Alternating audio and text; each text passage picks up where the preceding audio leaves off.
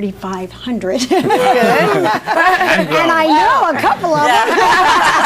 They really are friends. We put that question out there, and we have some comments that we wanted to share with you. Let's hear from Mike. Mike says, quote, Tiger Woods will never be able to lose the cheater stigma completely. Basically, Tiger will regain all of us with his amazing drives and unthinkable shots, but he's probably wishing that he'd had a mulligan over the last few months.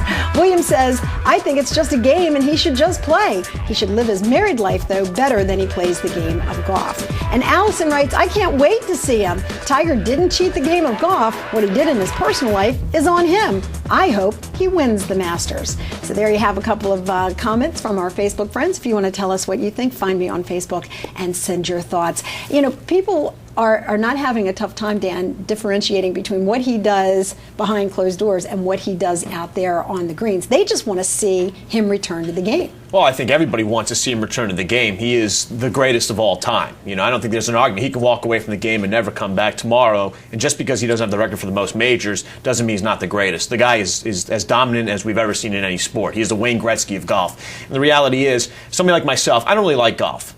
I will watch on a Saturday or Sunday if Tiger's playing. If Tiger's not playing, I could care less. When he was out with the injury to his knee, I didn't watch a single day of golf, and I didn't miss it. The TV networks are going, come on, Tiger, come on, Tiger, come on, you can do it. Sponsors will not sponsor tournaments he's not in, and the prize money that is, given out is nowhere near what's given out when Tiger's in a tournament. So yeah, everybody wants him back. Okay, well, we're going to see. What kind of behavior do you think he will encounter from the other golfers and from the fans? It's not an accident that he's returning to the Masters, where it is considered the most courteous of all galleries. And you get in serious trouble if you try to sell your ticket or if you try to do anything untoward. I mean, you're blacklisted forever. So it's a very carefully structured, insulated environment, as was his cadre of people around him.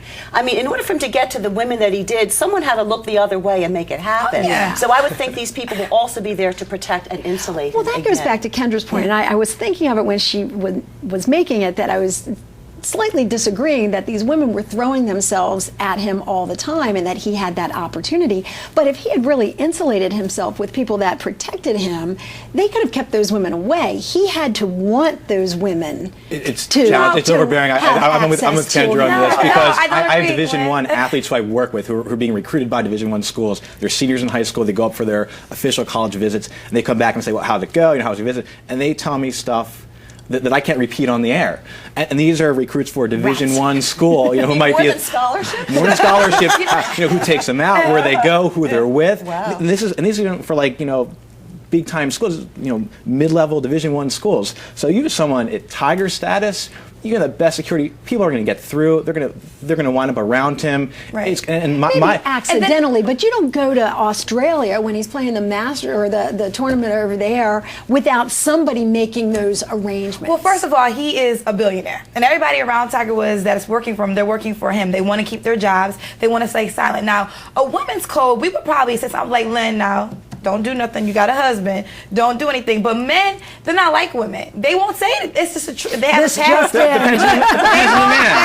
don't say anything. They just let you go about your business. Now, I don't agree with this at all because I do not condone cheating. But it's just kind of the way men do things. I love the look on Dan and Corey's faces because they're like, where am I going here? I don't want to hurt the brotherhood, but I also don't want to say she's right. But Lynn, you're presuming that he's got people that are going to tell him what to do. There's a hierarchy here. Tiger's the boss. Exactly. Nobody tells. It's like the mob don. Nobody tells him Tiger's what to CEO do. of Tiger. Yeah. Tiger will snap his fingers. They do what he wants. Nobody will say, "No, Tiger, you can't do that." If they do, they're not part. They're not going to be in his entourage. Yeah. All right. On that note, someone is telling me to do something, and that is to take a break. I'm going to do that very quickly. Stay with us because this conversation is not over. We are going to continue it here, and we're going to give you an opportunity to tell us what you think as well.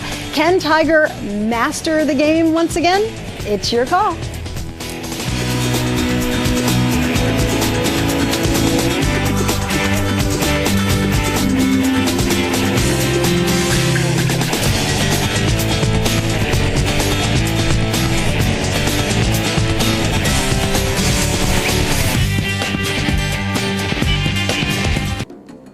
Transportation for It's Your Call guests provided by Preferred Car and Limousine.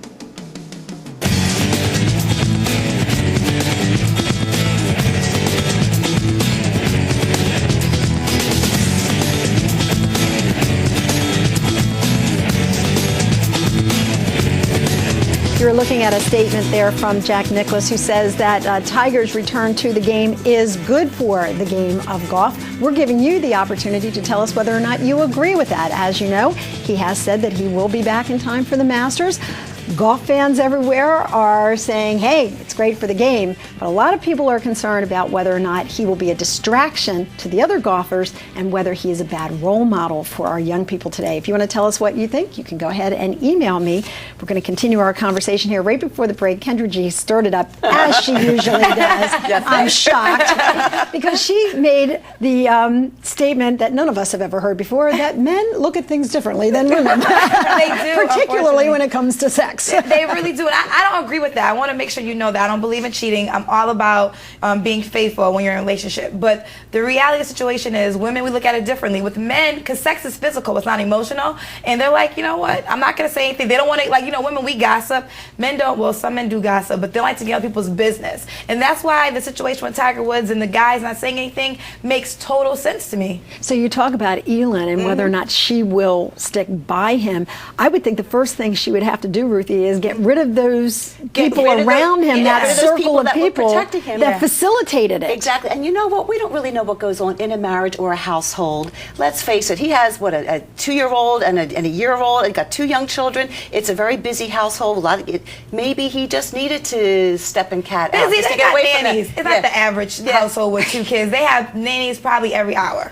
You know, they have help, so I'm not going to go there with you. But we don't really know what went on there and what was happening there. So, you know what? I don't want anyone poking in my relationships any more than I want to poke into theirs. So I wish them well. However, they are under the public spotlight in that. Yeah, you might want to use another term there. I think there's just been one too many poke going on here. Okay. So how about the people who were closest to him, Dan? Do you think they had to know what was going on? You were making the point that, you know, he's the boss, and in the hierarchy of Tiger's world, he could pretty much say, you do it my way or hit the highway. Well, yeah, we hear that he's in Vegas and he's going to these clubs with his friends and you know, picking up these women, these hostesses, whatever it might be. I'm sure some of these friends, I mean, apparently he met one of these women at Derek Jeter's apartment in New York City. So I'm sure the inner circle knew exactly what's going on. And the thing is, I doubt that inner circle really is as close to Elin. These are his boys. These are his guys. These are, you know, the man cave guys. They're allowed to come hang out and watch sports with Tiger. And his caddy, Steve Williams, who's one of his best friends, has said he didn't know anything about it.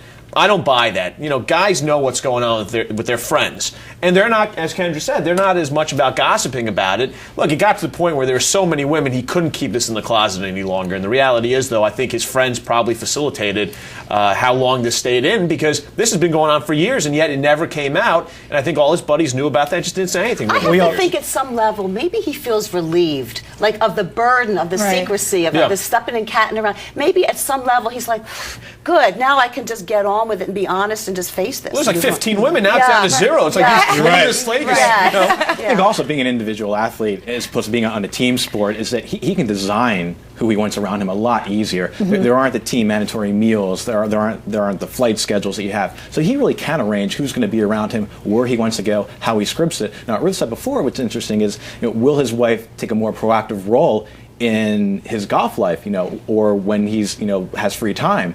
Where does he go? Who is he with? That might be very different than before.